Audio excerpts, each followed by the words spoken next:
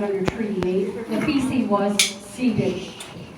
And why are we standing up and lying to people and saying they get unceded territory? For King Charles to come here and say we're on unceded Ashkenazi territory, when everybody knows that Ontario had all kinds of treaties, this is absolute rubbish. So I want to know why they're lying to us about treaties that were signed hundreds of years ago. What about adverse possession? We've all been living on this land for a heck of a long time, more than 10 years, so it's ours now. And that's how it should be. And we need to just extinguish all of this and pay people out and get it so that it's equitable and everybody's happy and move on and not have this go on anymore.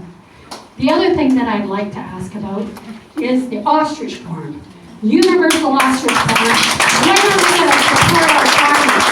Our farmers are under threat. They're killing millions of birds down here. When there was major floods, the needs of our farmers were not adequately met.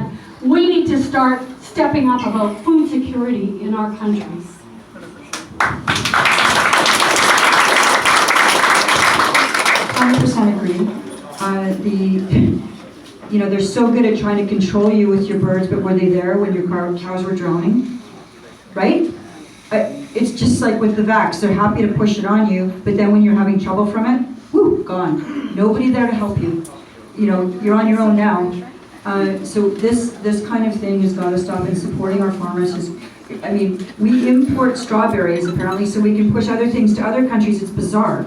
We need a complete restructuring of this and returning responsibility and authority to individuals instead of more and more of this centralization of control, which is what almost every movie watch this government make. It's always pulling in, pulling in, pulling in. It's not ever pushing out to the people, because I happen to believe that all of you make better decisions about your lives than I would ever be able to make about your life, and I think everybody at 1BC agrees with that.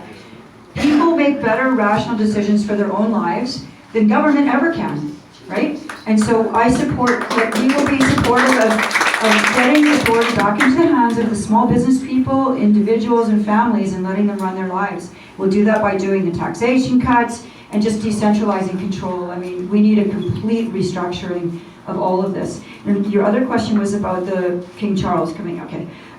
I couldn't believe he did that.